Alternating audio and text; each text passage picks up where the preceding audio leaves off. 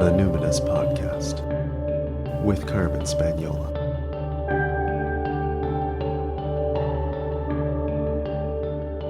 Hi there, and welcome to the Numinous Podcast, where we have interesting conversations with everyday folks about the mystery of life.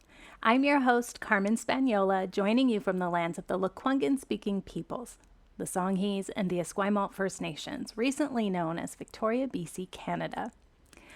It's fan takeover today, my friends. Yes, that's the thing that can happen. Andrea Sexton Dumas has been listening to the Numinous Podcast since the very beginning, way back in 2014. I didn't know her then. And over the years, she's joined me in my signature program, the Numinous School, participated in my courses and workshops, and eventually became a member of the Threshold community that I co-hosted with Holly Trular. She has become a dear and trusted friend over the years. And now I am not a podcast listener myself, per se. I know. It's like the mechanic whose car is on blocks in their yard. I don't have a car. I'm not a bus rider. I don't know when people are listening to podcasts. And I guess because I talk to people pretty much all day, all the time, when I'm not doing that, I just like silence. But I know that Andrea is a podcast listener and has discerning taste, if I do say so myself. And so some of the feedback I receive from my podcast guests is that I ask good questions, that they're well-researched and knowledgeable questions, and unlike what they very often get from other podcasts and media. And I think primarily that's because I only have people on the show whose work or whose perspective like genuinely piques my interest as a guest. So when Andrea suggested to me, just as a friend, that I ought to do a show on the backstory of my book, The Spirited Kitchen, and the process of bringing it to life, I asked her, well, which podcast hosts ask really good questions? Like, which ones are good?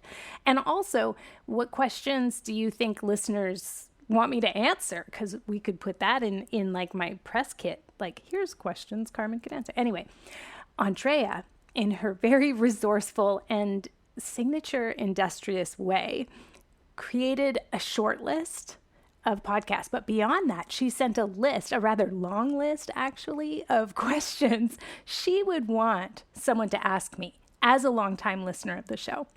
And I loved the questions so much that I asked Andrea if she would be willing to come on the show and take over as host. Andrea is a very humble, sometimes quiet, maybe like a little bit shy kind of person, sometimes at first anyway, but she agreed. And I'm so pleased, I'm so honored and flattered that she said yes. Andrea Sexton Dumas is a storyteller, an animist, and an end-of-life doula. Her practices of gardening, cooking, and sacred devotion have been influenced by her grandmother and other matriarchs. She's an apprentice to grief and love, and hosts a semi-regular candle hour, which is an online grief vigil that features gospel music. She lives on Chochenyo and Karken-speaking Ohlone land as the East Bay of the Oakland-San Francisco Bay Area. I'm very pleased to extend a warm welcome to Andrea, our guest host for this episode. What identities do you lead with? This question gets me misty-eyed. I lead as a sensitive soul, and that colors every other aspect of my humanity. I'm a daughter and a granddaughter, a wife, an auntie, a sister. I am a Black, mixed-race woman, cis female. I am a storyteller, a gardener, a good cook, and I am one who entertains guidance from spirit, and those are the identities that I lead with. I love that. If somebody were to say like, "Oh, Andrea, what's she like?" I would say those things too. I'd be like, "Oh, she's a very sensitive soul. She's like always tracking everything in the room. She's like super compassionate. She's very heart-led. She's very community oriented. She's like tracking a ton of relationships all the time and giving like lots of wide berth and holding big space. And she's very intuitive and she communes with the spirits and she lets spirit move through her. She's also a hypnotherapist. That's right. You don't lead with that. I don't lead with that. No, but we have that in common. We do. Yes, we Mhm. do. And you are like not just a good cook, but I would say like people are familiar with that book or that movie, like Water for Chocolate. Yes. You're like you pour emotion into your food and stories, and I really appreciate that about you, that you're so present and you offer so much love and care in that way. Yes, thank you. You don't lead with this, but you're also a longtime listener of the Numinous podcast. Yes, very long time. I think the first year is when I started listening, and I had to kind of go back and the podcast has been a friend to me. I'm just going to throw it over to you. You are now the host of the Numinous podcast, and I am the guest. So take it away, Andrea. You can. I'm letting you. You're at the helm. All right, let's go. Thank you for sharing your microphone with me, Carmen. And I also just want to start by saying thank you for writing this book. Oh. Yeah, thank you for your labor and your effort and your recipes and your magic. I know it's been a labor of love, and you've created something that's going to be around a really long time. So just thank you. Thank you for saying that. That's okay. Now I feel emotional. Now I'm misty already because that's my goal. Is I wanted to write a book that would be around for certainly for my child, and I wanted a legacy piece that was like me reaching with all my heart through the pages to his heart, and at the same time I wanted to create something that people would pull off the shelf and not know if it was published in 2022 or 1975 or I wanted something that sort of felt classic. So, how would you describe The Spirited Kitchen in terms of its own personhood? Who is this book? What is its personality like? Well, I guess I think about it in comparison to me, or maybe contrast. So this book is more mature than I am. This book is like more well-rounded, more refined, more established. This book is more rooted and grounded in lineage and earth-based practice than even I am. Like I feel like I needed to live up to what I was trying to share in the book, for sure, or what the book was trying to share with me. It was really, this is a book that is both very nurturing and also firm. It's like a firm auntie or matron who's like, there's a way that we do things. this is the way. It's what the Gales would call the fitness of things. It's like this book is about the fitness of things, and my fitness may not be the same as yours. What works for me may not be what works for you, but there is a manner of approach that is really important. So it's almost like it bears itself with more elegance and has better etiquette than I have in many ways. But I see it as a good model for me of how I want to be. So I would definitely, if I were to personify the book, they're older than I am. They have their own space and home that they've created. They've spent many decades building up. The soil is really good. The systems are really, it's like it has this ecosystem and biodiversity that is really rich and nourishing. You kind of feel like you're sitting at the roots of big trees. Oh, my Virgo moon is like, yes. The Virgos are gonna love it. Yes. Yeah, we are. And let me ask you your famous ending question. What is the book's relationship to grief and rage?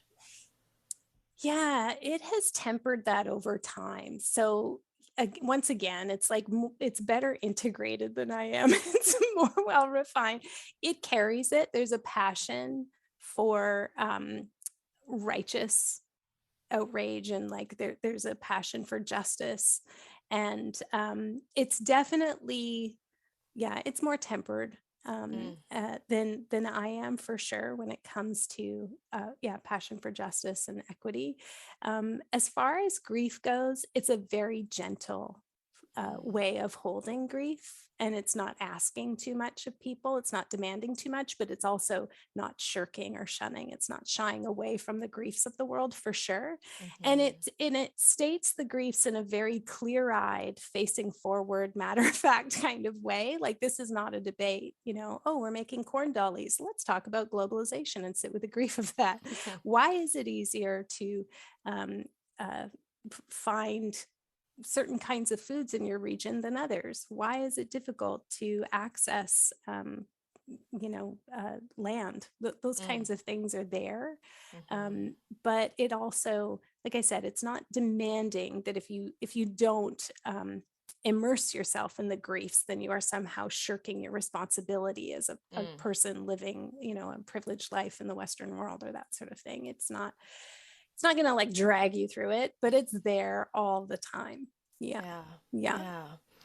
And just to pull on that thread a little bit, as a collapse-aware person, what has it meant to you to release a cookbook coming out of 2+ years of pandemic, being unable to gather safely indoors for such a long time? And how has this experience changed your relationship to eating and hosting and ingestion behaviors? Ingestion behaviors. Yeah, relating that to contact nutrition and how we attach through foods. So it sort of depends on the day, it depends on the season. I've been on a journey for a couple of years now with this. As a collapse-aware person, there are some days where I'm like, this is so useless. Like, why am I putting something out in the world that is like so superficial? I definitely have those feelings. I definitely have feelings sometimes of like, it's too little, it's too late.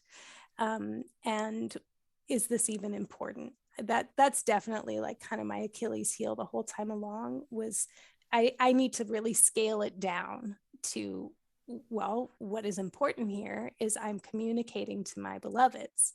What is important here is this is like a legacy piece for all of those who feel like me, that there is something inherently worthwhile about connecting with our human spirit, and food affirms life. And what we know, neuroscience is proving now, is food affirms relationships.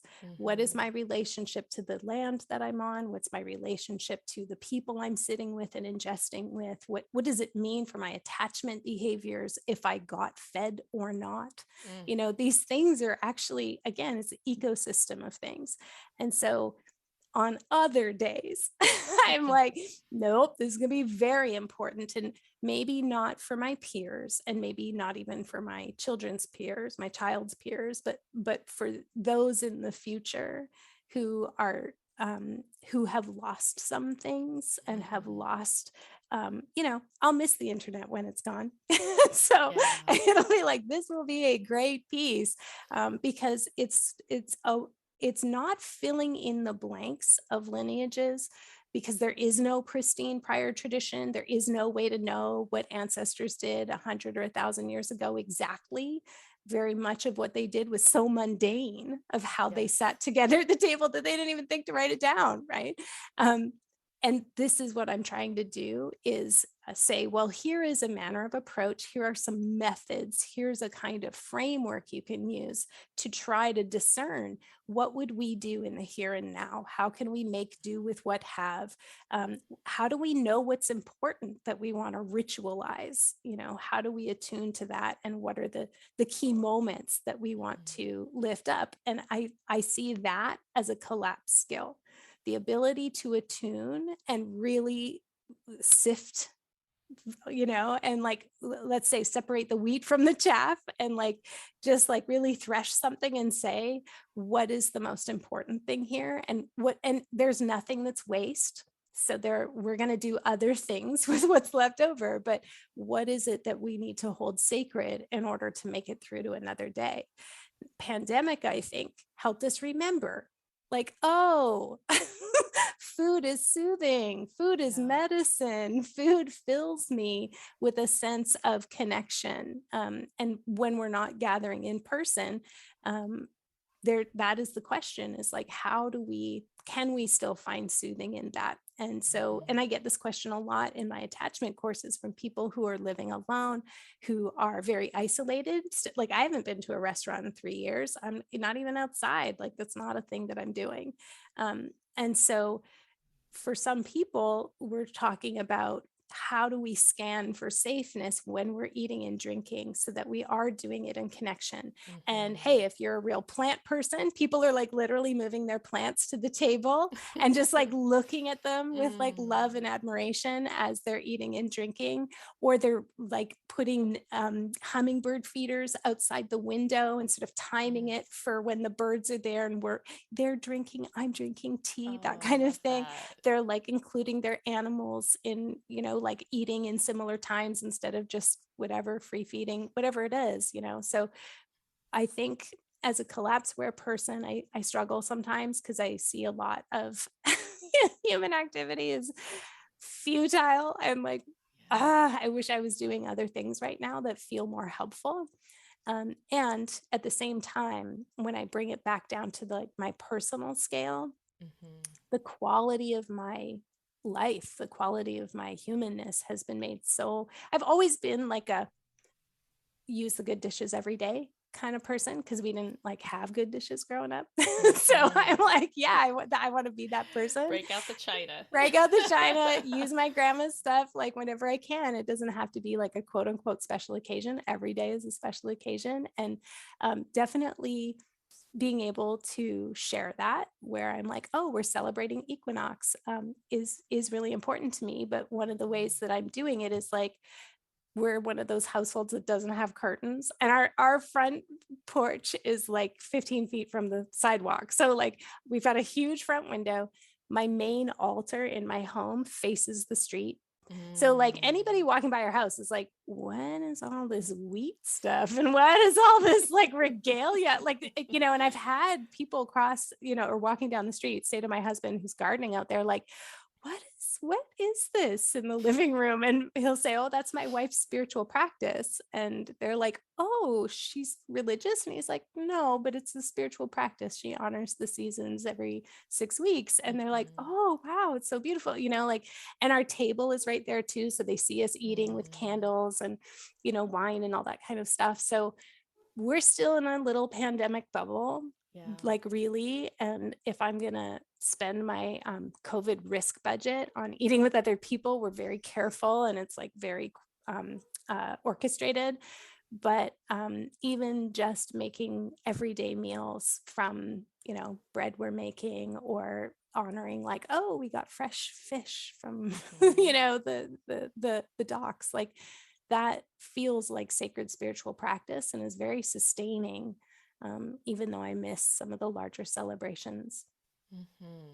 Absolutely. Thank you. I can feel you holding all of that, all of it.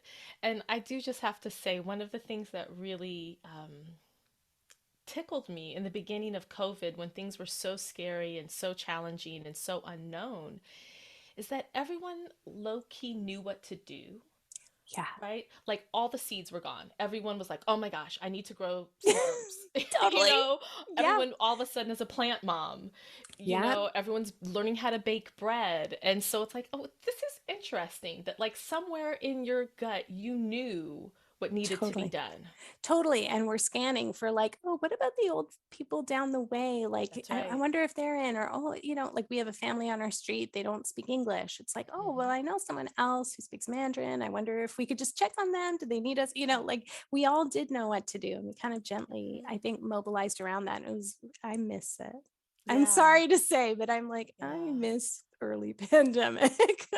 Not the bad parts, obviously, but I miss the spirit of, and again, as a collapseware person, I mean, not to take this totally sideways, my team is going to be like, Carmen, maybe not so early in the interviews, but But I mean, there is an aspect of that kind of early pandemic energy of like I've always said that I hope when there are large cataclysmic collapse events, they are environmental, not sociopolitical. And so like pandemic kind of comes under that, because there are certain kinds of cataclysmic collapse events that are uniting. They're unity experiences. We're all going through the same thing. And then there are some that are, legit, we're all sick of the word divisive, but like there are some that legitimately other humans, the otherizing, and they pit us against each other. And like, that is not the collapse I'm hoping for. Yeah. Yeah. True that. True that. We will certainly have more opportunities to commune with our neighbors in the coming decades. We will. Yeah. Mm-hmm. Yeah. As a known ritualist, speaking of the Me? rituals of eating, yes, you. Okay. Who, you? Exactly. I'm like, are we talking about me? Okay. Okay. Absolutely. Okay. I can see you and Ruben just sitting, through your window, lighting the candles, you know, eating together, sharing your day. Mm-hmm. So I'm wondering, did you already have any writing rituals, or did you develop any through the course of writing your manuscript? So I can so what's happening right now, Andrea, I'll tell you, is like part of me is leaving my body. It's like vacating Uh-oh. the room. Just because even like talking about writing feels wrong somehow, because I'm not a writer. I'm an author. I've published a book, but like writer is not an identity I have. There were rituals though that were not so much about the writing, but they were about invocation and like hoping for blessings from the greater powers. So there's evidence of it everywhere. Like if taped to the back of my desktop screen is a piece of paper that has images of Mercury and Lilith and like all of these deities, Yes. are like all there, and it's like right behind my screen. So as if they're like my counsel, looking at me. So there were larger rituals of containing. So like I really doubled down on like propitiating the gods of the week. So like going to my altar and making a moon offering on Mondays, and like again, Wednesday's really important for making offerings to Mercury, and just having like a little tiny thing, just a candle, a prayer, a little piece of food, an herb, a flower on Fridays, like those kinds of things, chocolates, that sort of stuff. And so, and I, there were just a few different things that was like, oh, this is a really important time, or this is me just like putting myself, like surrendering myself at the altar and saying, like, please, I'm trying to be good. And please, like, just tell me what to do and tell me what to say, and make it so that I don't like embarrass myself or anybody else. But so it was a very humbling experience, and like I said, I like doubled down, and I'm trying to be also, I tried to be aware of when it started to become like superstitious. Like I was just like being gripped with self-doubt, and was like, this is not the posture I want to like bring into the work. So there was like a lot of somatic work, doing like therapeutic tremoring beforehand. Sometimes if I was feeling particularly stuck in an area, or just there were just some things that felt kind of big to be saying or like taking on as something I was allowed to talk about. Wow. Wow. Well, and I do just want to push back, like on a personal note. You write Instagram posts. I do. You've written blogs. Uh-huh. So just in the very, in the essence of the word, you are a writer. We all write things. I guess so. I guess like technically, yes. But of course, to me, I just feel like I'm just talking. I'm just talking through the keyboard. I'm just talking. And I guess that's what every writer does. But I know real writers. I know real writers. And there is not a day. I will never, I say right now, guaranteed, Writer is not an identity I'm going to claim, so long as there are like real writers in the world. There's no way. Fair enough. I will just say this one last thing. I've learned this the hard way. My mom used to tell me all the time, never say never. Oh, yeah. That was unwise. That was unwise. Yeah. Thank you for that reminder. It's true. That's Who right. knows? I could get better, right? I could get better. That's This is the right. thing. I knew from the beginning that I was like, I said this on a different podcast where I talk about Ezra Klein's quote about like your ambition at first will always outreach your talent and your capacity. And that's why you hate your own work. It's because you're like not as good as you want to be. Yeah, exactly. And so you have to produce a ton of work. And I was like, okay, this is going to be my first book and it'll just not be as good as my second or my third book, but I'm trying to become good. And so maybe someday I will be like, oh, yes, I am a writer, but I haven't written the book that would make me claim that. Like that. No, it doesn't make me feel like that. I mean, I'm not saying it's bad. I mean, like, it's good. It's good. It's like, it's good to read. It's good writing, I think. I don't know. I followed Roxane Gay's advice, right? It's like, check your opening lines, your opening paragraphs, your opening chapters. Are they interesting? And then have I said everything I want to say? That's what Roxane Gay says to do. And I did that. And I'm like, I definitely didn't say everything I want to say, but I said as much as the editors would let me. So, but it's good. Like, it's good enough, but not enough for me to like say, oh yeah, like my mentor, Roxane Gay, I'm a writer. Like, she's not my mentor. I make it sound like I know her. I don't. She said my name once, but that's right. Yeah. Hey, claim it. I claim it. Yeah. She knows my name. That's right. That's right. Well, with all of that said, how has the process of authoring a book changed you? It was very confronting, Andrea. It was very confronting. I didn't realize that it was going to bring up the mother wound so much. I didn't realize it was going to bring up, like I'm a confident person. I've done tons of therapy over a long period of time. I've done a lot of trauma work, somatic work. I like myself. I believe in myself. But writing the book, I really felt confronted with challenges to my feelings of being adequate, you know? So I think through this process, I got to necessary deeper levels of acceptance of myself and releasing of perfectionism. I think I'm much closer to the advice I give other people.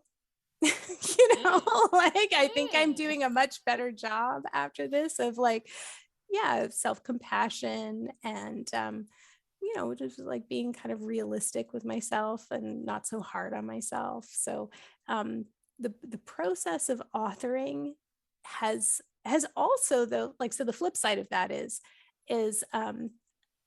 it's just starting to dawn on me like, oh, wow, I did a thing that took multiple years of focus and vision and intention and like countless hours of execution and so much collaboration. There's so much you don't control in this process and so much you just can't, nothing's going to be perfect or exactly what you want or whatever. And so that level of self-regulation and maturity and focus and desire is, proves something to me about what I can do. Yeah. Oh, that feels so empowering to hear you say that. Congratulations. Thank you. Yes. Thank you. Thank you. And you've kind of have already mentioned it, but I'm just wondering if you wanted to say anything else about your more than human allies during the writing, the photographing, the editing, or even human support. It sounds like it took a village. Oh gosh, it really did. Well, okay, so starting in the beginning, I will say this, an interesting thing happened. Hestia was really pressing on me for a long time. And, she's not a deity she doesn't have a lot of written stories. And I believe that it's because she's the personification of fire itself. I think that's why we don't hear stories of Hestia walking out on the landscape, going for a walk with Zeus or whatever. It's because she is fire. And they develop stories about fire, about sovereignty, about sanctuary, about, the soul nourishment provided by a hearth. And so learning about her directly and then starting to research a bit more and like kind of so that was really pressing on me and really felt significant. And so Hestia also I identify with Vesta. So same deity, but like hundreds of years later from the Romans, but the same deity. And I was born under 3 asteroids. So Lilith, Athena, and Vesta. And so getting a deeper relationship, I already had a pre-existing relationship with Lilith and was like, look, babe, we're going to go on this trip and we're going to like bring your sense of justice and you're like, got to do it my way. You're going to come and do this with me. We're going to partner with Athena, who prior to the patriarchal overlay, was very much known, not as the goddess of war, but as of craft. And so everything to do with craftsmanship and making things to last, I was like, okay, we're going to work together. But Vesta, Hestia was not one that I had identified with as much, but it was like, okay, my friends, here's my triple goddess kind of archetypes I'm working with. And she made herself known in dreams. And I had this like incredible experience where I was like floating. We go to this place in our watershed. It's called the Souk Potholes because the river of the watershed goes over the rocks, and some of them have these like deep holes in them. So it's like it suddenly just has a straight-sided 8-foot deep kind of puddle you can just like jump into. Yeah. But there's these beautiful areas. There's this one that it's almost like there's this pond, a gentle pond. And we go there in the summers, and it's like a nice safe place in the woods that my son's comfortable going. And so we go swimming there, and I was just floating there. And actually my best friend Patricia was there at the time. We were on like a girlfriend's weekend. She was on the shore and I was floating in the river, and the sun, it was in the summer, the sun was like beating on my heart space. And when you're in the water and you can hear your own breath and you can hear your own heart. And suddenly it was like I had the heartbeat and the breath of the goddess. Like absolutely. I was like in the womb. I was in the womb waters of the goddess. And it felt like the water was rippling with my heart. And it was just absolutely just felt like a cosmic experience. It was a peak experience, a numinous experience. And when I opened my eyes, I just felt like she'd come into me, and that she was like, okay, we're going to complete this, and it's going to be beautiful, and you have to stop worrying that you're going to have an ugly baby. That was what I was calling it. I was like, when if I have an ugly baby? And she was just like, stop that now. Like she was like, nope, we're not doing that anymore. And then I stopped. I was like, yeah, it's going to be good. I believe in this, and I'm going to stop denigrating that. The other great collaboration in the human realm was of course Stephanie Ray Hull, my dear friend who took all of the photos.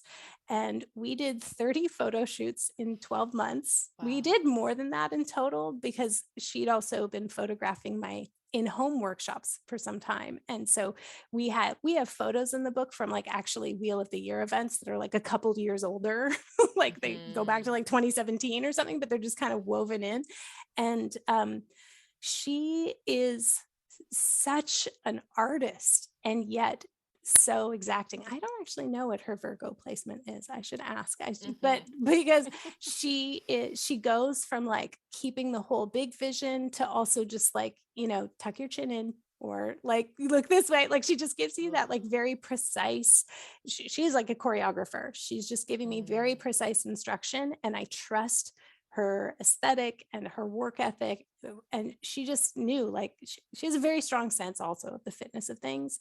And I've never had such a trusting collaboration with another creative person. It was just, it was wonderful. And I love her so much. And it just wouldn't have been this book without her. And yeah, it was like absolutely a total collaboration. That sounds really wonderful. Yeah, it was such That a really rare does. thing. I'm like, oh wow, do other people have this experience when they're like No. making creative work? Yeah. It's like, this is amazing. It was like so genuine, just the trust and the love and the fun and the friendship. And of course, we spent the whole time like talking about our kids, talking about our marriages, talking about all that stuff. So we, Yeah. you know, and like griefs and losses and bereavement and conflicts, and so we're doing all this stuff, but we also were both like, and now the work, we're bringing forward one of the biggest works of our lives, and nothing, she was just like, nope, these people are not reading the room, Carmen, you have to focus. She would be like my coach. She's like, okay, Wow. now we're working, we're going to get the shot. I was like, okay. So yeah, she was like, nope, other people aren't understanding what you're doing here, you need to now. Yes, we've like talked about that, but like, yeah, she helped me not feel guilty about the focus I was putting into the project. And that was really useful, because you can't bring forward a project like this and not have your relationships impacted. You just Yeah. can't, you really can't. And it definitely impacted not like not the closest relationships, like my son and I, that bond super strong. Ruben totally gets it, but it's been hard with friends, clients, that kind of thing, where it's like the quality of my presence isn't what it needs to be. So not only is it like it takes a village, but also the village suffer the impacts when you're a creative person who's like singularly focused on something. Yeah. That's that was my reality anyway. I Yeah. hope to do it better in the second and third books. You know, you kind of mentioned your dreams, and I really want to come back to that. I'm so curious about how this book has influenced your dream time. How did your dream time influence the book? Mm. I'm so curious. Well, I did have, in the beginning, before I actually got the book deal, I did have some dreams that were very, the only kind of like the texture I would give them is ancestral, where it's like, oh, this feels like a way back ancestor, but they weren't quite presenting themselves exactly the way, like when I do Trance Journey, I'm like, oh yeah, that's Granny Ray. She's like 1500 years old. I know when she's from, you know, like but I know her as an ancestor. This was a little different. And they came to me with these masks on, and so that was like a strange thing there, but it was like, oh, this is like, they felt like emissaries from a different kind of realm, and a more, I don't know how I would put it, but like mystical kind of realm. Whereas like my ancestors, when I'm doing ancestral work and I'm like doing reverence or veneration with them, they're very earthy. They're like, yeah, this is a person who was probably a Pict or something, you know, like I'm like, yep, I get a sense of the landscape. Whereas these people had different kind of, I don't know, like ritual ways of being and things that just, you know, I don't know, there's no maybe archaeological record of them.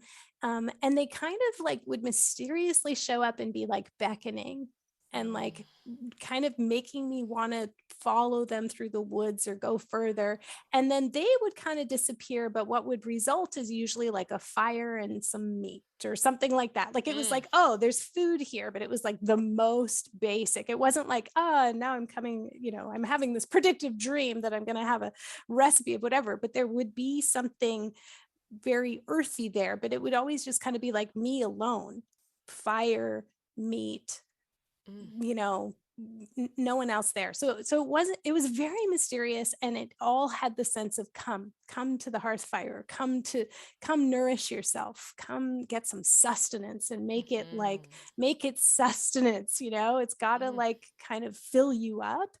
And it was right around that time that I was like, I'd been putting my proposal together. I'd been putting the kind of feelers out there with an agent. And then it kind of shifted. Like, I think I probably had dreams like that 2 or 3 times over the course of like 6 weeks or so. And it was also in the fall which is a very like highly potent time for me. It's like my birthday's in the fall, it's Samhain, it's all these different things, but I did recognize it as like that. I feel like whatever it is I'm trying to do in my life, I'm being egged on and I'm being given food when I get there. Not a lot else, don't know how it's coming together. There's just like no wise guidance. There was no elder at the threshold, but it felt like yes signals. And then once I got my agent, got my contract and started writing, then it was just anxiety dreams all the way down. Fuck, it's still happening to this day. Really? Yes. Oh, no. Yeah. My most recent one was like, looking for stuff and then like in a car and it driving over in this like beautiful wooded area and then suddenly just like going over a cliff in a car into the river, and that feeling, when you're falling in your dream, and it was just like this is happening. So my dream life since then hasn't been great. There's been a lot of like bolting up out of bed at 4 a.m. and being like, oh my God, did that correction get made? Did they change that from Celsius to Fahrenheit? Just like editing. Oh my God, what a nightmare, Andrea. Yeah, my dream life has been a nightmare since the editing process began. I cannot wait for it to just be out. See what the mistakes are. I still haven't seen the hard copy yet, but I want to see where the errors are, land them, locate them, do my somatic processing around it, and then just like carry on and sleep like a baby after that. Yes. Oh thanks for asking. Sorry for everybody who's like super anxious now. Feel your arms, feel your legs. That's right. Locate the exits. Yeah, doors and windows. Everybody, somatic tracking here. Whew. Yeah. Oh, that's right. Well, speaking of your astrology sign, I mean, how neat is it, right? That your book is being released just days after your birthday, on the 31st. Was there any memorable or poignant astrology during the writing and editing process? Is it still continuing? Oh my gosh, let me tell you. So I am the luckiest gal because my astrologer, so her mom had come to one of my Wheel of the Year events, a Yuletide event a couple years ago, I guess, because my astrologer is from my same hometown. Her mom still lives here. And she might follow me on Instagram or something like that. Somehow she knew, oh, Carmen is doing this thing. Mom, you should go. So I didn't know who this was, but she ended up being like our elder that night. And so we had this like lovely sort of connection. I guess her mom must have told her about it. It was like, yeah, she had this like giant tree and it was a big feast. We did this ritual and it was just really lovely to have these sort of two like matriarchal aged women like show up. But I don't know them, they don't know me, but it's like, come into my home. We're going to have a Wheel of the Year event. That's what I loved about doing the in-person ones, was like, you're going to come to my living room. We're going to eat food. We're going to do ritual and we're just going to be community for a night. So that was lovely. Then I learned that the connection is, oh, my daughter is on your newsletter and she's an astrologer. And so then I realized it's Eliza Robertson of Cosmic Tonic. Yeah, if people don't know the Cosmic Tonic podcast, go look it up. And Eliza is a real writer. When I say I know real writers, I know like award-winning, Canadian prize-winning writers. She is a real writer. And now she actually also writes the Chani app. So if people like Chani Nicholas, if that's your astrologer and you like the app and you like your newsletter, that's Eliza. So Eliza is my astrologer. And for the last several years, she's done my electional astrology of like, when would be a good time? And so that's like first thing, once I decided, okay, I'm going to write a book proposal. Eliza, can you give me the transits for the next little while? When would be a good time to like find an agent, pitch the book, all that stuff. So everything has been timed to the minute. So the email that I sent to the person that became my agent was sent at like 3:48 on a Thursday afternoon. It was scheduled for that time. It was like it's pre-written and scheduled, and like, boom, it went out. I got this unicorn amazing agent. Same thing with like, here's a good time for pitching. I like got my manuscript ready. There's a ton I can't control about that, but I said to my agent, this would be the best window for you to send my manuscript out. Got an excellent publisher.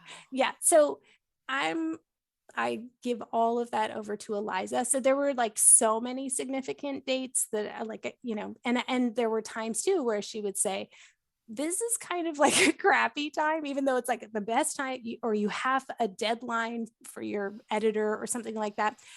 Maybe this would be a good time to do some remedial magic. So she would suggest like, okay, it's not a great time. So you should propitiate, you should give some gifts to Mercury, or you should give some gifts to Thor, or you should like whatever it was. And I'd be like, absolutely, I am on it. So yes, this is one of the reasons why I was like so on top of my daily altar time and like welcoming in, and just not to ask for stuff, but just to give myself and to like devote myself to them and say like, thank you for your blessings. and so Eliza has helped the whole way. I highly recommend electional astrology for like and I've done that for years for my business, but for my book, it was definitely like, hey, how can who's with me in the next couple of years, and what's positive? What can I work with? When should I just surrender and let go? And, there are just times where like, you can't push a string. If a thing's not going to go, it's not going to go. And that's really nice to have that information. And I don't think it's because I'm doing something wrong. Yeah. Wow. Well, everyone write it down. Make an appointment with Eliza. Eliza Robertson. She is so booked up because I've sent like so many people to her, but if find a good, there's also Jasmine and Kestrel, who are part of they collaborate as 3 astrologers, all with great gifts. And I've had birthday readings with them as well, where we do Jasmine and Eliza will do tarot and your astrology. Eliza's done my son's charts, like all that stuff. Yeah, everyone I love has been there because I buy them, readings to go see Eliza. Yeah, that's fabulous. So in the past, we all know that you trained at Le Cordon Bleu. I'm wondering, what was your relationship to food and cooking as a child? And what was your first like, oh, I can cook moment? Or like, when did that fire start? I did not have a relationship with food when I was a kid. I grew up, I'm Gen X, I'm a latchkey kid. I grew up with the Hockey Night in Canada anthem, and the shake and bake chicken just bouncing in the plastic bag. That was like the rhythm of my nights around, like it was not, it was, we had a lot of like everyone fend for yourself, particularly when I was a teenager and stuff. It was going to other people's homes and like going to friends' homes. There's like one funny story. When I was a kid, I was probably like 12 or 13. I was probably 13 because we were like riding bikes all over the neighborhood.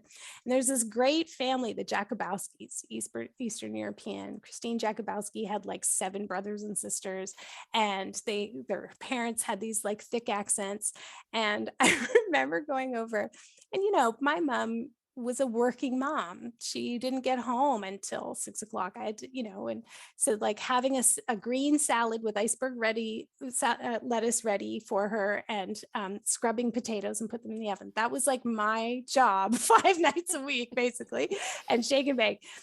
But I went over to the Jakubowskis for dinner one time, and there was this amazing stew, this like incredible, luscious, velvety with like carrots and like vegetables. I didn't know what they were. I look back now, it's like, that was a turnip, like never had a turnip in my life.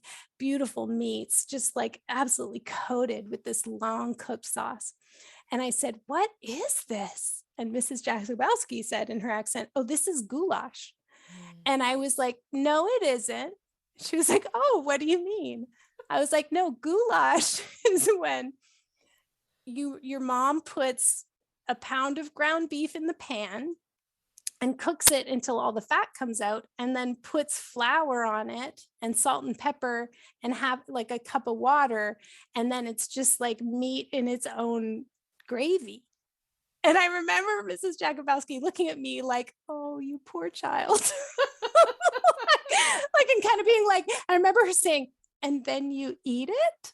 And I was like, yeah, with like a bun, like a hamburger bun or something. And she was like, oh, like no spice, literally just Oh, salt. And like wow. to this day, that's like a strangely like comforting Mhm. of the days when we were like pretty poor. My mom didn't know how to cook. It was like crappy half a pound of ground beef, most of it fat. Mhm. You just make a little roux, you put a ton of salt on it, and you just stand there eating out of the frying pan.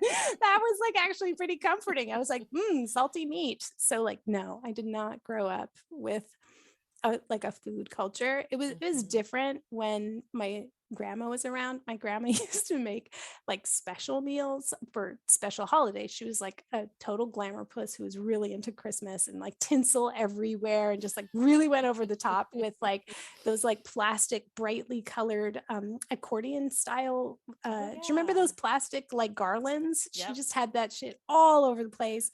And so she would make crepe Suzette on Christmas Day morning with like a ton of Grand Marnier, a ton of brandy, and like 80 proof rum. Just like a Wow. huge thing of like, yeah, full proof Bacardi. Set that aflame with her cans of mandarin orange. So it was like crepe Suzette with the mandarin orange cans.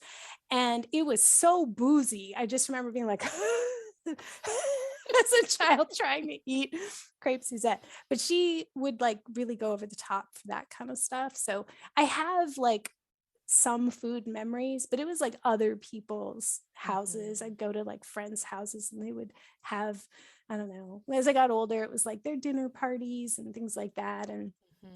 but I never had a moment where I was like, even in cooking school, they do this thing in France, which is like the most sophisticated and brutal form of public shaming you've ever seen, which is when you graduate from a program, they call you up to receive your diploma in the order of the worst mark in class to the best mark in class. Wow.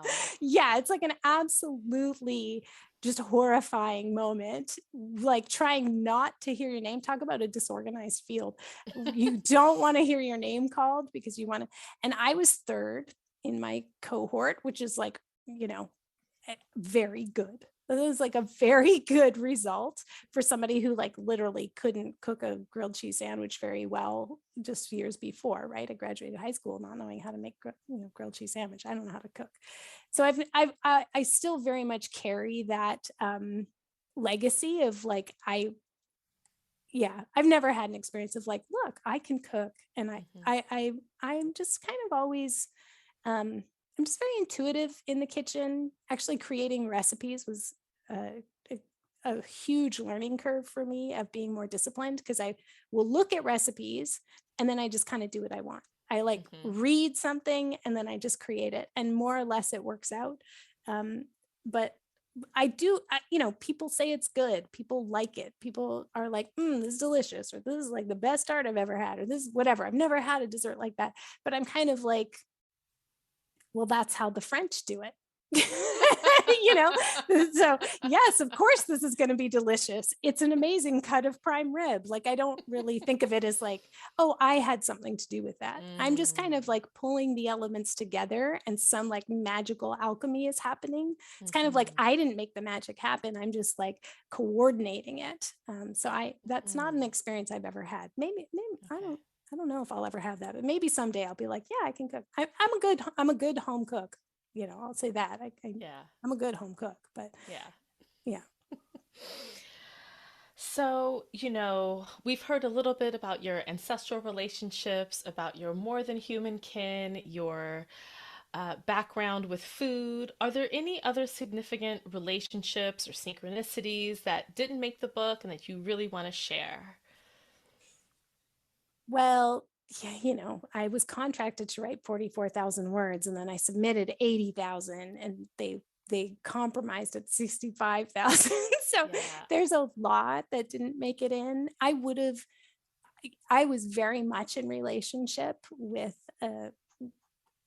Marion McNeil, who is dead. She's a Scottish historian and folklorist that wrote this amazing 4-volume set called The Silver Bough, articling, detailing, archiving all of the festivals and customs of different areas of Scotland, and particularly because she was from the Highlands and the islands. And I think of her as like a milk line, like an ancestry that is not by blood, but is through her stories. And I have so many of her books, and was like, I basically just wanted to republish these books for the modern day. Like I was like, wow, I just want more F. Marion McNeill in the world. And I'll pull in other things as well. But that really is who I was honoring. I just feel a very strong, almost like protective, or like it's like she was wronged somehow that she's not more well known outside. I don't know how well known she is in Scotland. I'd love for Scottish people to tell me if they've like heard of her. And same with Isabel F. Grant, but particularly F. Marion McNeill, who has written The Scots Kitchen. And she just, was really holding on to the legacy of particularly of the Highlanders, who were so badly shamed after losing the Battle of Culloden, and whose cultural anchors were like stripped of them.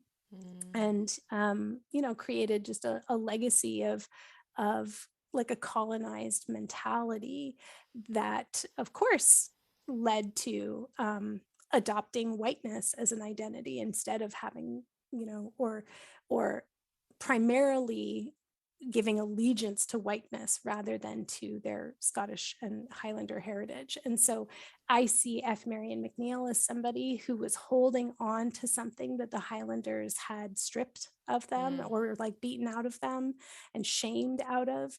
And she was holding on to the spirit of that. And I'm not sure who's carrying it forward. And I don't believe that I'm like the appropriate person to do it, but I'm like, well, I have an opportunity, and this is what I want to carry forward. And again, it's like a little bit of a collapse skill to look at what are the things we should conserve that are going to be helpful moving forward. And cultural conservation is a big part of how, again, we maintain our humanity and the most beautiful parts of humanity, even through calamity. And so when I think of that teaching, like, okay, what are we going to conserve of culture that is going to help us remember who we are? I look at F. Marion McNeill's body of work and was like, yeah, I need that. I want to repackage that for the modern day. And I want to enhance it with things that we know from a more intersectional perspective, from a decolonized perspective. I want us to be more inclusive. I want us to like lift up some of the realities of people who were not cis, white, able-bodied, all of that stuff. Like I would like us to have a manner of approach that is inspired by her, but not a template necessarily. But she definitely shows up a lot in the recipes and the rituals and the things that I've written, and mostly on the cutting room floor now. But it's still there. I find that And a now very we know important about source. her. Now we know about her. Everybody knows about Florence Marion McNeill. That's right. Wow, that just sounds really rich and special. Thank you for sharing her with us. So, when was the last time you ate something and it brought you to tears?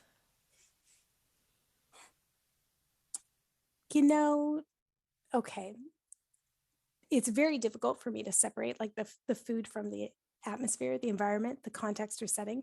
The first thing that actually comes to mind is I think the last food story I heard was about like you and your family, your buns, your rolls. So I'm going to ask you to share that so you can give the context of what that is. But I cried learning about the rolls. And that's kind of more my style, is like I'll hear a story about food, or I'll hear the story of how food was procured, whether it's like a hunter or, somebody growing something. My pumpkin, I grew my pumpkin, that made me cry a lot. So I kind of get very invested in the relationship between a person and the food, less about the meal. But I will say that like there was,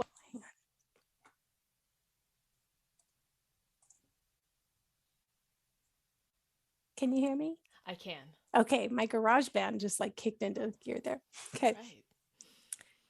There was a dinner, like a Christmas dinner in like maybe 2015 or 16, maybe 2016 or 17, Christmas dinner, me, my son's dad, Marco, my husband, Ruben, my brother, Dustin. It's candle lit. The garland is up. The tree has the candles lit on it. And I made a prime rib roast, which I often do. That's our traditional Christmas dinner, with a really garlicky garlic and herb and mustard crust, which actually in the Spirited Kitchen, I have a ribeye roast, a prime rib roast. And so it's same kind of recipe, slightly different cut, but essentially the same, just without the bones. Anyway, so we had this prime rib, and it was one of those meals where it's like one of the guys is like, wow, God, this is the best prime rib I've ever had. And somebody else is like, God, yeah, when it's like quiet and everybody's really thoughtful. And then like the next guy, maybe my brother's like, God, yeah, what did you do to this? This is so good. Is it okay? Like, and he's like, is this rude? And he like stuck his finger in the gravy on his plate and like licked it. And then Ruben was like, God, yeah, this is so good. And I was like, well, I got the meat from this butcher and I liked it. And I took them through the whole process. But I just had a moment where everybody was eating and making those like vocable sounds of, oh God, and they just like kept marveling at it. And I just in the darkness, in the candlelight, I did get like choked up and like little tears, being like, oh, look, I have this family. And I've worked really hard to strengthen bonds and create conditions where we could sit at a table and just like really enjoy each other and feel really nourished by the food and by each other. And these have not been easy relationships, but look at us. So that happens to me around the holidays. That happens to me sometimes. I frequently have that feeling of, look at us around the table, not just with my family, with like I said, like when strangers would come, we had like a kitchen Kaylee with my Gallic singing teacher, and she was in town. So I just like opened up the house. We're like, look, we're gonna have this long table. We have like a very small house. It's like a little cottage, and so shoving 20 people around a table is like very difficult. It's like, let's try to do this in an 8-foot span of space. It's like very hot and sweaty, and the oven's right there. But there we were, like eating our dessert, drinking our whiskey, singing these songs. People were like pounding the table to the beat. And I just had this kind of, again, like I'm in the kitchen, it's dark, everybody illuminated at the other end. And I was just like, wow, look at us, just strangers coming together, singing, being in rhythm. It was really, really touching. So it wasn't necessarily the food, though that was another one where I made Kranikin. That's another, I didn't mean to do this, but like that recipe is also in the Spirited Kitchen. Nice. And it's just kind of like an average, like, oh, this is like an interesting kind of, but nothing like that special. And yet people were like, God, this is the best dessert. Like they were having some out of body or etheric ancestral experience, being like, wow, I've never heard of Kranikin. I'm even Scottish or whatever, they're Canadian, but like, and it was just all of that together, the dirty plates, the whole, trying to like quietly get the dishwasher filled while people are singing and stuff. Like, it's that look at us, this is nice feeling that brings me to tears pretty easily. Look at you. So I have just a couple other questions for you. These are a little lighthearted and silly. Okay. So I'm wondering, if you could only eat 5 food items for the rest of your life, what would they be? Oh gosh. Well, the first one easily comes to mind. That's going to be a ribeye steak with Campizola melted on top, Campizola cheese. That's just like, that's my desert island. At my desert island, I would like thick ribeye steaks, Campizola cheese on top. I have to have mashed potatoes with like melted butter in a little carafe on the side. So if probably to make it healthier, if I'm only eating 5 things, I would make that cool cannon, which is like another, I didn't mean to do this. That also is in the Spirited Kitchen, where it's like mashed potatoes that are made with like milk, and like it's got like leeks and cabbage, and then you pile it high and you make a little well inside, and you literally just like pour more melted butter into the well. Yeah. So that's my potato side with a bit of coal crop in there. I need to have some chocolate, and it's got to be milk chocolate, because I'm not like Ponzi that way where it's going to be dark. It's like, no, I want milk chocolate. It's got to be hazelnut. So chocolate covered hazelnuts, milk chocolate covered, that would be like a good snacking thing for me. That's 3. My dessert. Oh, actually, that's yeah, I would probably I have to have some kind of cake. I think I would want, oh man, this is really hard. I would either do Paris-Brest, which is like a praline mousseline, also shows up in the Spirited Kitchen. That's the recipe that people are like, what is this? I'm like, it's French. It's not me. It's just French. It's classic. So it'd be that, or it would be like just a really moist chocolate cake with a vanilla Swiss meringue buttercream skim, not too thick. Something like that. I need like a good substantial dessert. I should probably have a vegetable. Potatoes are a vegetable, right? They are a vegetable. They are, but I feel like I should have something green. You know what? I might just go with like green beans with like a hazelnut butter. That also shows up in the Spirited Kitchen. It's so simple though, but like I'd want a particular kind of bean. Like I like haricot vert. I like a very small, thin, skinny French green bean. Is that 5? That's yes. Like that's a well-rounded meal. Those are the things that I want to take with me. I don't need water. I don't need any of those things. I just need steak and sides. Yes. I'm surprised that nerds were not on this list. I just oh my gosh. knew. You know what? I love nerds. I love nerds so much. Should I eat them as one of my only 5 things for the rest of my life? Probably not. I'm trying to like stick with a real food group. If you had said like desert island, you know, like you're going there and you have to take it, like I'd be like, well, I'd take a pallet of nerds, and that wouldn't take me that long. No, I love nerds candy so much. So you just answered one of my part of the last quick fire questions, I'll say. Okay. So your favorite candy is nerds. Is that fair to say? 100%. Yeah. Okay. Well, no. Okay. This is also difficult. So sour keys that are a little bit stale. Oh. Yeah, because so I don't little hardened. Yeah, I don't like them if they're like super soft and juicy. I want a slightly hardened, slightly air cured sour keys. So that's a tough one. I would probably take either. You know what? Sour keys make me feel more full. So I might that might be my favorite candy. Okay. What about your favorite cheese? Saint Andre.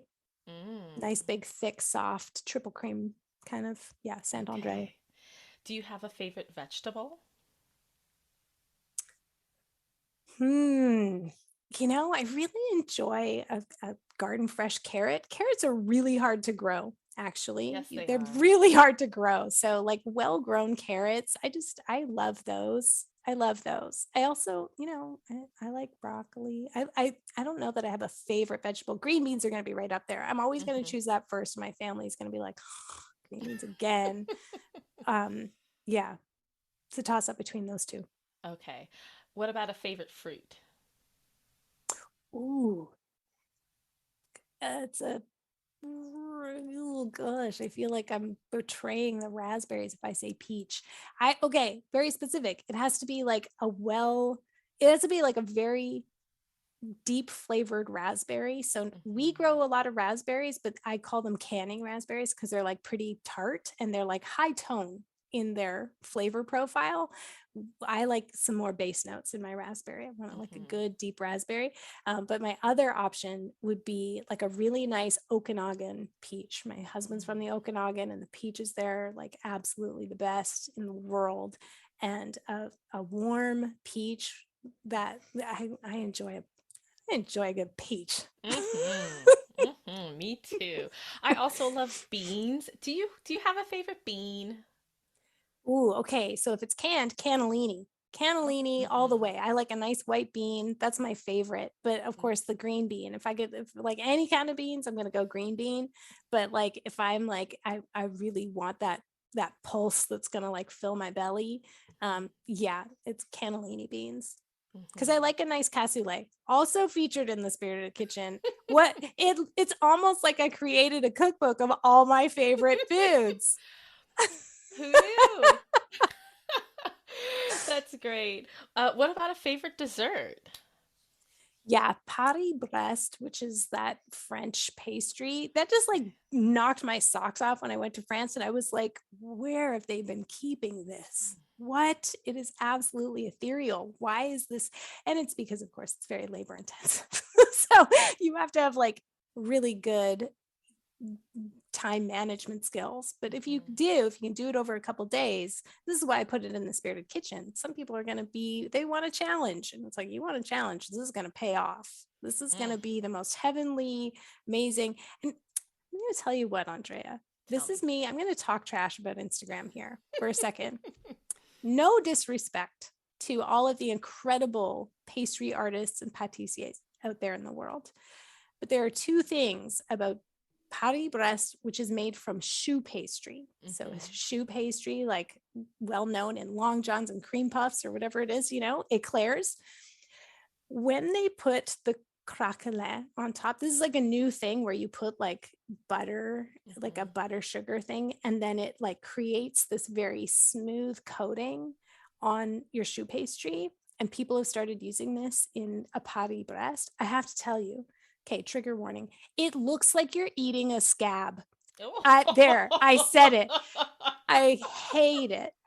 I cannot stand craquelin on choux pastry. Sorry, everyone. Now you're going to see it everywhere and you'll be like, ooh, sorry about that. No, old school, classic French patisserie. None of this modern bullshit that looks like I also don't want to eat 2 inches of creme mousseline. Oh my gosh, this drives me bonkers when you see like really gorgeous cakes or really beautiful things. And you're like, have you tried eating that? Right. That is going to be a mouthful. That's not in balance.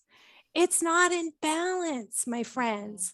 I don't want to eat electric blue colors.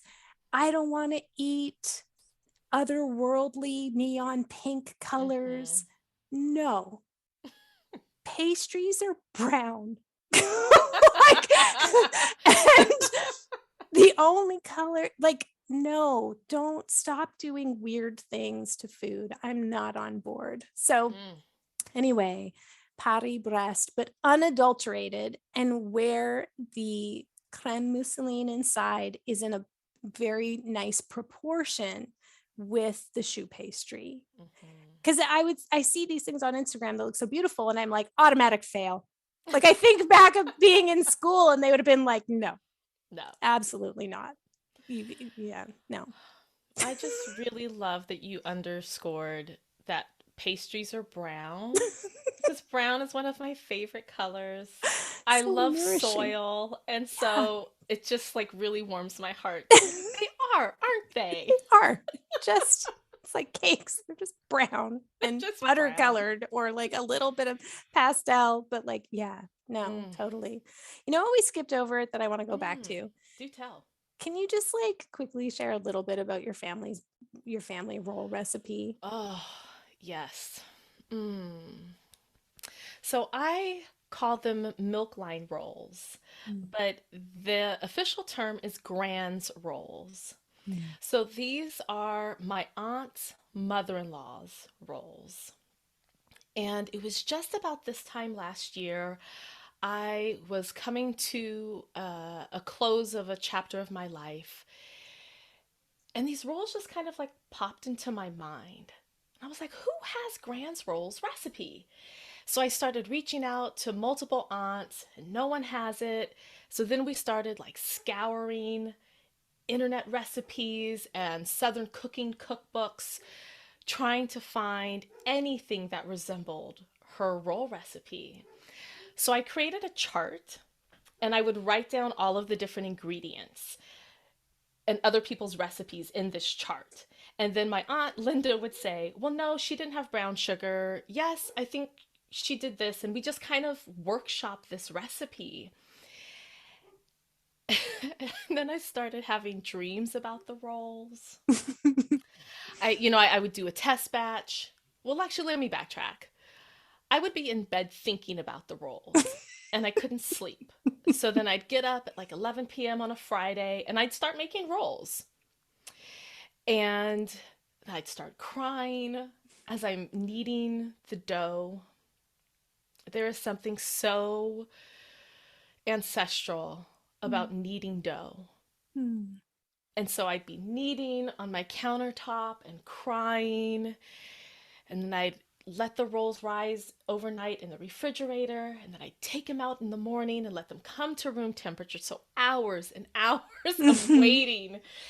And then my sister would come by the next day to pick up a batch of the rolls and take to her grandmother's house. And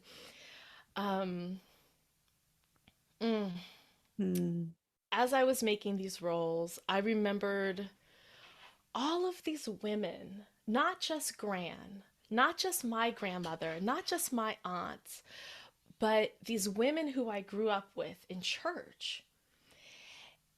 And they would look at you with these eyes like, I see you, kiddo.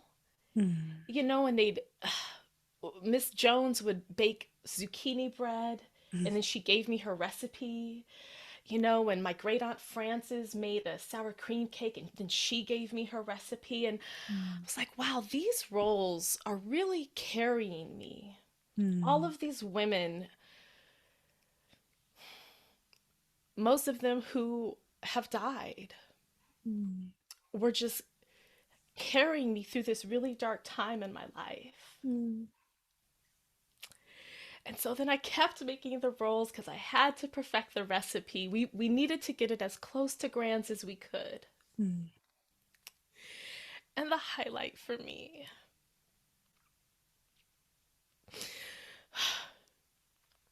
we hosted Thanksgiving. In air quotes. In air quotes. And my nephew is pretty apathetic to, things that are not pizza or sushi. So he's like, turkey and all this. He didn't care about any of it, but he does love bread. So I had him help me out, as much as I could, 11-year-old boy at the time. And I pulled them out of the oven nice and hot. I said, Ugo, come, taste the rolls. I slather butter after you take them out of the oven. The look on his face. His eyes got so wide. He was like, oh my God. And I'm like, I know, right? It's like the best roll you've ever had. The last time I saw him, he brought up the rolls.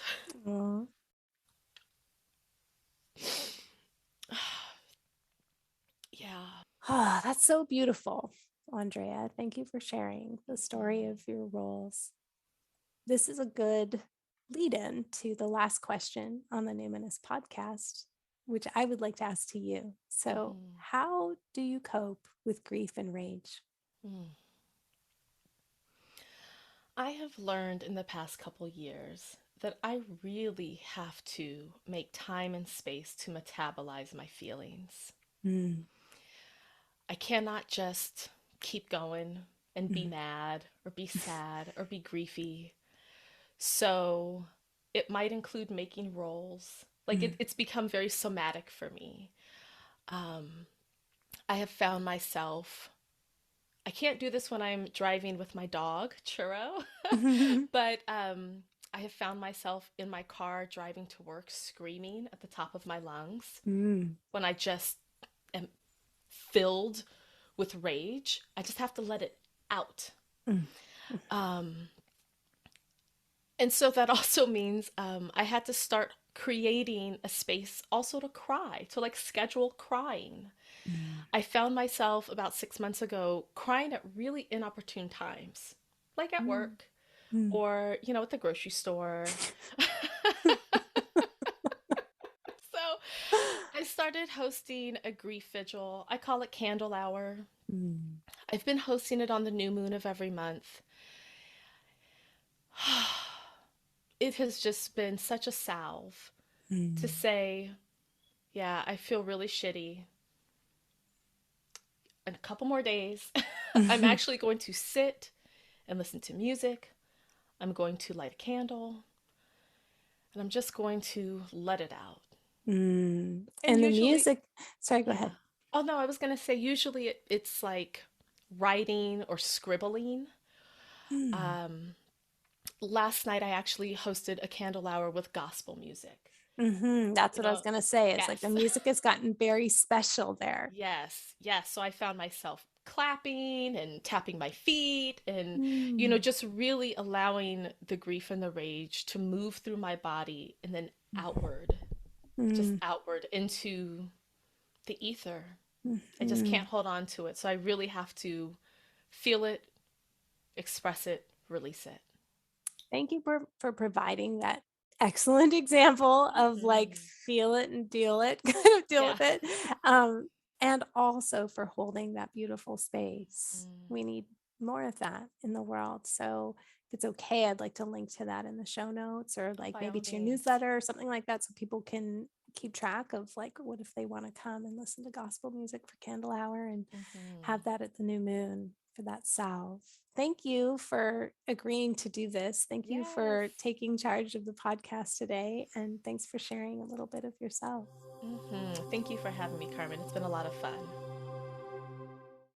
Thanks for sticking with us for this conversation among friends. I know it was a long one. I could go on and on about the book, but also Andrea asked good questions and I just loved our conversation. I didn't want it to end. Please follow Andrea on Instagram at Andrea_with_heart. And I'm going to link to that in the show notes so you can find out when Candle Hour is happening again. And if you're in need of compassionate conversation as you face experiences related to grief and death or dying, you can find her at AndreaSextonDumas.com. Again, you'll find those linked in the show notes at numinouspodcast.com. I'm so grateful to Andrea for agreeing to come on the show. Thank you for listening today, my friends. Today I'd like us to take some time to honor the women and girls of Iran fighting for autonomy. Please pressure your politicians to pay attention. It actually does matter, even if it's just like an online autofill, petition letter or a stock email. It actually does matter that they hear their constituents saying what they care about. So if you're not sure what to do, there are links in this episode's show notes at numinouspodcast.com. Let your leaders know, let our leaders know that you support the revolution happening there. Finally, The Spirited Kitchen is available for pre-order online or from your local independent bookseller. Just ask them to bring it in. And then, no matter where you buy it, bring your receipt back to my website to receive your instant bonus downloads. Those are available till October 30th. Just go to the cookbook tab at carmenspaniola.com. CarmenSpagnola. Until next time, take care.